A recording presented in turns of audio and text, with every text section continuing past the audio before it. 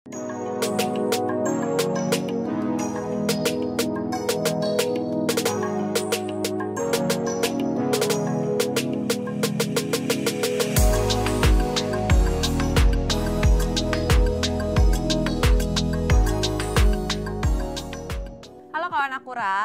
berjumpa lagi pada siang hari ini dalam kegiatan Akurat Talk bersama saya Irma Fauzia. Nah, siang hari ini kita akan ngobrolin tema yang sangat menarik, yaitu tentang toxic relationship bersama narasumber kami, seorang psikolog anak, remaja, dan keluarga, Jovita Maria Ferliana. Halo Mbak Jovita. Halo Mbak Irma, apa kabar? Alhamdulillah aku baik Mbak Jovita, gimana kabarnya? Baik juga, Mbak Irma kan makin cantik nih. Alhamdulillah, terima kasih. Nah, semoga kawan akurat yang menyaksikan kita siang hari ini dalam keadaan yang sehat juga ya. Nah, sebelum kita ngobrol-ngobrol dengan Mbak Jovita boleh diperkenalkan diri dulu ke kawan akurat, silakan.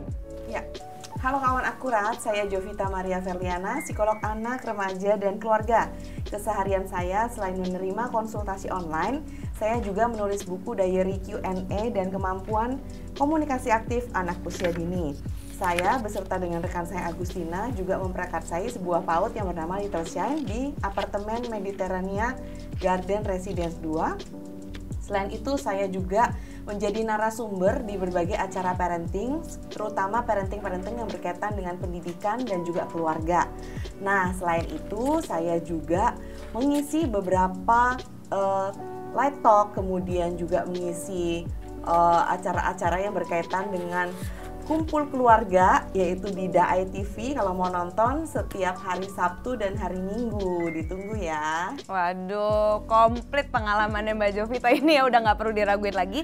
Maka dari itu kalau teman-teman mau konsultasi atau mau bertanya atau mau curhat bisa tinggalin komentar di kolom komentar di Instagram akurat.co. Oke nih. Nah Mbak, siang hari ini topik kita adalah hubunganku toxic bisa berubah nggak ya? Waduh, tapi sebelum menjawab itu, boleh dong dijelasin dulu di dalam psikologi sebenarnya ada nggak sih istilah toxic relationship? Ya, sebetulnya toxic relationship itu adalah suatu hubungan di mana hubungan tersebut merugikan baik secara fisik maupun mental pada orang yang bersangkutan, dan lingkaran pergaulan dengan orang yang bersangkutan tersebut juga menghasilkan reaksi yang nggak baik gitu, entah bagi salah satu pihak atau bagi kedua belah pihak. Nah, kalau tadi Irma menanyakan bahwa ada nggak sih istilah ini dalam psikologi, sebetulnya kalau istilahnya banget, misalnya contohnya toxic relationship, emang nggak ada dalam teori psikologi. Tapi itu adalah istilah yang memang bisa kita jelaskan secara teori psikologi dari interaksi hubungan orang yang satu dengan orang lainnya. Nah, kalau saya ambil di sini, bisa saya ambil salah satunya, contohnya analisis transaksional namanya. Nah, analisis transaksional itu adalah suatu teori bagaimana seseorang itu berinteraksi dengan orang lainnya dalam kesehariannya. Dalam analisis transaksional itu dipercayai bahwa kita setiap manusia itu memang mempunyai ego-ego tertentu pada saat kita berbicara atau berinteraksi atau berhubungan dengan orang lain. Nah, egonya ini banyak nih, misalnya contohnya ada yang namanya ego parents. Jadi artinya orang tua. Artinya bukan orang tua yang sesungguhnya ya, tapi ini adalah istilah untuk menggambarkan bahwa ego yang mengatur gitu, maunya dominan dalam sebuah hubungan itu. Itu namanya ego parents. Terus ada juga yang namanya ego child atau ego anak. Nah, ego anak ini adalah ada yang spontan, ada juga yang kemudian pemberontak, kan namanya anak-anak ya.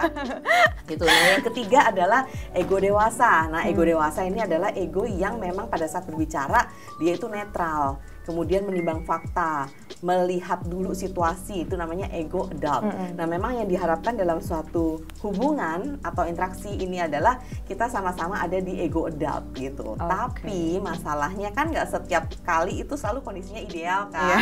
Jadi bisa aja misalnya saya ngobrol sama Irma nih, saya pakai parents ego saya ngatur-ngatur Irma. Pokoknya ya Irma, kamu harus seperti ini. Misalnya kamu harus ikutin semua perintah saya, kalau nggak saya nggak mau berteman lagi sama kamu, misalnya gitu ya. Nah, tapi kemudian si Irma misalnya pada saat itu munculnya adalah ego pemberontak si anak misalnya contohnya. Ya udah kalau kayak gitu aku nggak mau aja sama kamu, bisa. Atau misalnya yang muncul adalah ego dari anak yang penurut misalnya. Jadi aku bentak-bentak, aku suruh-suruh, Irma mau aja gitu. Nah itu kan toksik. Nah jadi artinya kalau kita simpulkan dari analisis transaksional ini bahwa toxic relationship terjadi apabila setiap orang ini nggak bisa naruh egonya masing-masing dengan tepat pada saat dia berinteraksi dengan orang lain. Gitu. Jadi bukan hanya dalam diri seseorang itu cuma punya satu ego gitu, enggak ya? Betul. Nah menarik juga nih ya, ternyata kita nggak sadar loh bahwa ternyata kita punya banyak ego-ego di dalam diri kita. Kita cuma tahu satu hal, egois, udah itu aja kan. Kita cuma tahu egois gitu doang. Tapi ternyata ada banyak banget dan itu mempengaruhi kita dalam hubungan. Benar. Ya khususnya hubungan berpasangan ya Mbak ya. Nah sebenarnya selain itu faktor-faktor apa lagi sih yang membuat hubungan menjadi tidak sehat selain dari yang ya dari personal ya, dari ego-ego tadi itu ya? Monggo Mbak Jovita. Kalau yang membuat nggak sehat itu banyak sih sebetulnya gitu ya. Nah faktor-faktor yang memang membuat seseorang itu ada dalam posisi toxic relationship ini adalah satu bisa jadi dari pengalaman atau luka di masa lalu. Maksudnya adalah pada saat dulu di masa lalu dia pernah misalnya dibesarkan gitu ya oleh misalnya orang tua yang otoriter sekali, atau kemudian orang tua yang mengabaikan sekali gitu, atau kemudian dalam perjalanan hidupnya dia memang sering kali terpapar dengan peristiwa-peristiwa yang membuat dia harus menjadi seperti itu. Misalnya let's say terpapar dengan peristiwa-peristiwa yang harus membuat dia harus selalu menjadi otoriter. Kalau enggak dia nggak bisa survive misalnya seperti itu.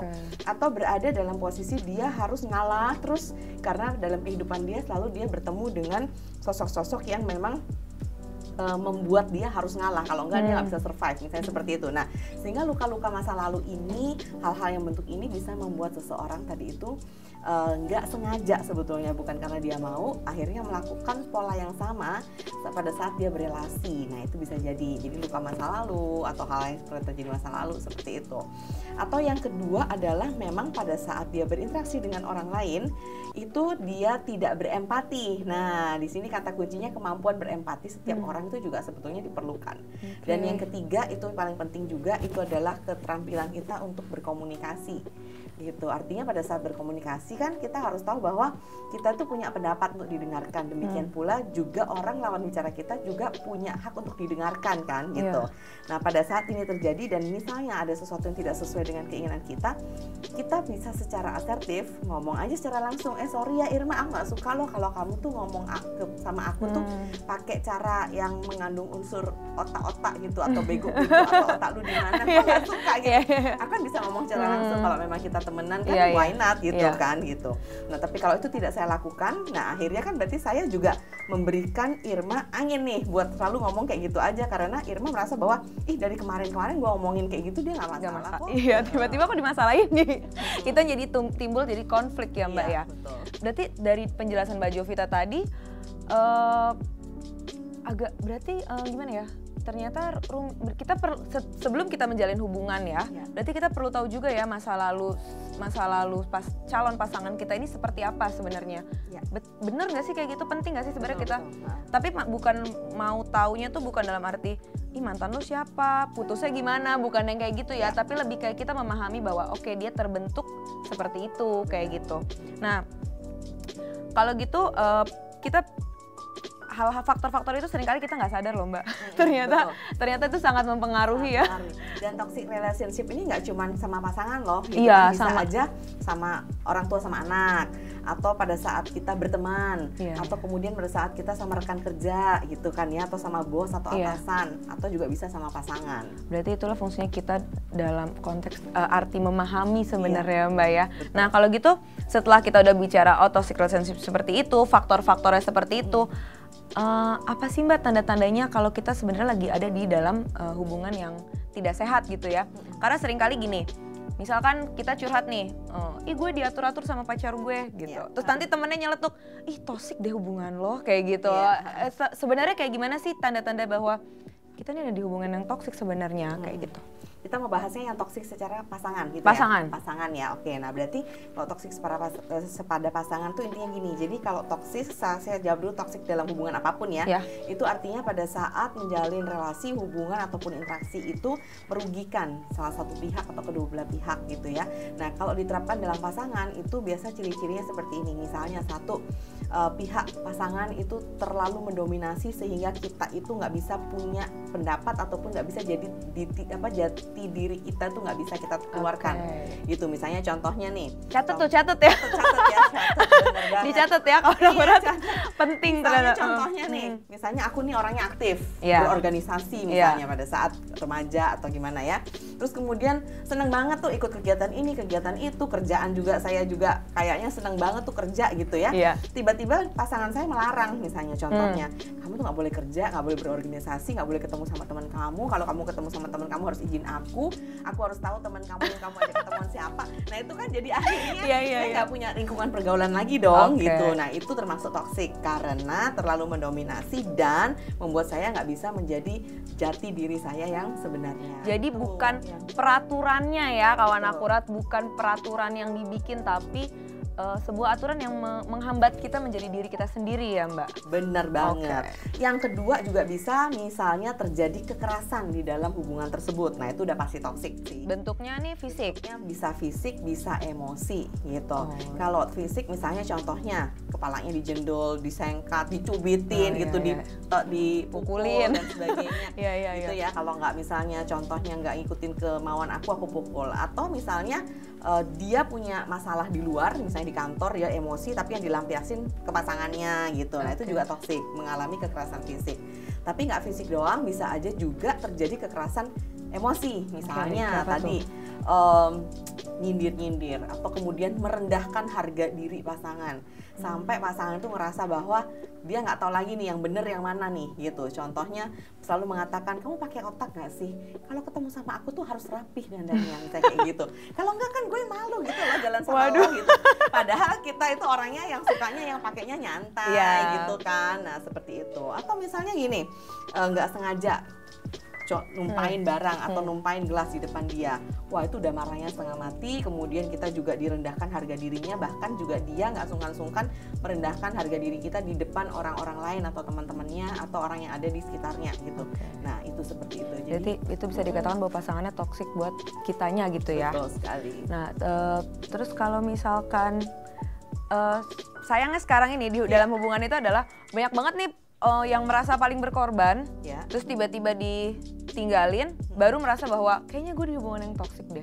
Sebenarnya itu letak kesalahannya ada di mana sih Mbak gitu loh. Maksudnya pada saat pacaran kita berkorban banyak hal, ngasih hadiah, ngajak kemana, tapi begitu udah sekali si pasangan ini bikin salah, langsung kita merasa bahwa oh lo kemarin manfaatin gue ya, oh kayaknya gue di toxic relationship ya, kayak gitu tuh.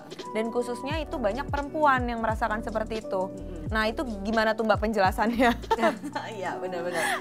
Nah kadang emang seperti itu ya, kalau pada saat kita lagi menjalani hubungan itu kan indah banget tuh ya kan. Karena indah akhirnya kita cenderung udahlah semua gue kasih aja gitu kan. Gue bayarin, gue fasilitasin. Kalau misalnya mau jalan-jalan pacar gue kagak ada uang, gue bayarin jalan-jalan. Jadi kayak kita kasih semua karena kita merasa dia tuh milik kita dan dia tuh mencintai kita dan kita emang lagi seneng gitu. Hormon-hormon yang memang ada di dalam tubuh kita itu yang lagi aktif itu hormon-hormon yang lagi seneng. Nah kalau orang seneng kan apapun oke tuh gitu ya. Nah pada saat kemudian mulai hubungannya nggak bagus atau bahkan putus gitu, apalagi putusnya tuh karena dikecewakan gitu kan, ada pihak ketiga dan sebagainya, kemudian akhirnya kan kita jadi marah. Nah pada saat marah ini akhirnya kan banyak sekali reaksi yang bisa terjadi dari marah ini. Misalnya ngungkit-ngungkit yang dulu-dulu nih, misalnya dulu gua udah bayarin ini, bayarin itu, sekarang lu kagak ada terima kasihnya sama gue, lu main belakang sama gue dan sebagainya gitu. Itu reaksi kemarahan sih sebetulnya. Which is sebetulnya reaksi kemarahan atas kekecewaan itu sebetulnya wajar tuh Mbak Irma. Sebetulnya wajar, tapi bagaimana cara kita mengungkapkan dan di mana kita mengungkapkan, nah ini yang menjadi suatu hal yang bisa kita sikapi dengan lebih bijaksana harusnya. Betul sekali. Berarti bucin itu belum tentu kita di toxic relationship juga kali ya Mbak sebenarnya. Benar. Tergantung bagaimana penerimaannya gitu kan ya. Betul. Nah, pada saat kita lagi bucin nih, ya kan, terus kemudian kita menyadari bahwa oke lah aku ngeluarin uang segini dan aku seneng, aku happy dan nggak masalah gitu. Nah, berarti kan nggak apa-apa juga gitu. Jadi batasan bucin, batasan itu setiap orang tuh beda-beda. Oke, itu dia nggak boleh dipukul rata ya, nggak boleh yang kayak kok mau sih tuh si cewek itu beliin mobil misalkan, ih toksik banget sih pasangannya, tapi sebenarnya kalau cewek itu mampu dan mau ya kenapa enggak gitu. Jadi kita nggak boleh melihat standar kita ditaruh di standar orang lain, ya nggak sih Mbak? Dan dia ikhlas nggak pada saat ngasih itu, nah, gitu kan. Benar banget. Nah, buat kawan akurat mungkin ada yang mau bertanya atau mau curhat, silakan aja. Aku udah dapet 3 pertanyaan pertama. Pertama nih Mbak dari Andi. Andi, gimana caranya supaya tidak terjebak dalam hubungan yang toksik? Silakan dijawab Mbak Jovita. Ya, halo Andi. Gimana caranya supaya tidak terjebak dalam hubungan yang toksik? Nah, kalau mau kita hubungannya toksik, berarti kita dari awal tuh harus menyadari bahwa suatu hubungan itu dikatakan toksik atau enggak kan sebenarnya tergantung kita sama orang lain atau pasangan di sini kan. Nah, sehingga dari awal banget itu kita udah langsung sikapi dengan komunikasi terbuka gitu. Let's say nih misalnya, apa yang aku mau, apa yang aku harapkan dari pasangan, aku ngomong dulu nih di depan gitu. Nah, kalau misalnya pasangan nggak setuju, sorry aku nggak bisa tuh untuk yang seperti ini misalnya. Aku nggak, oke lah aku akan dandan buat kamu misalnya contohnya ya. Tapi aku nggak oke tuh kalau misalnya setiap kali kita makan malam satu aku yang bayarin. Nah, diomongin juga gitu secara terbuka.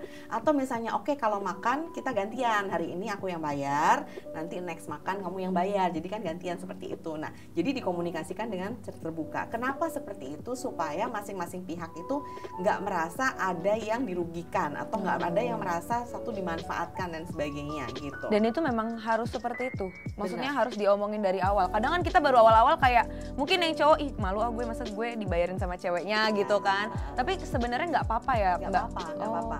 Ya memang cara ngomongnya itu yang penting lah ya. Gitu. Nggak langsung pas pada saat ngedit pertama langsung ngomong secara serius kayak lagi rapat itu enggak gitu.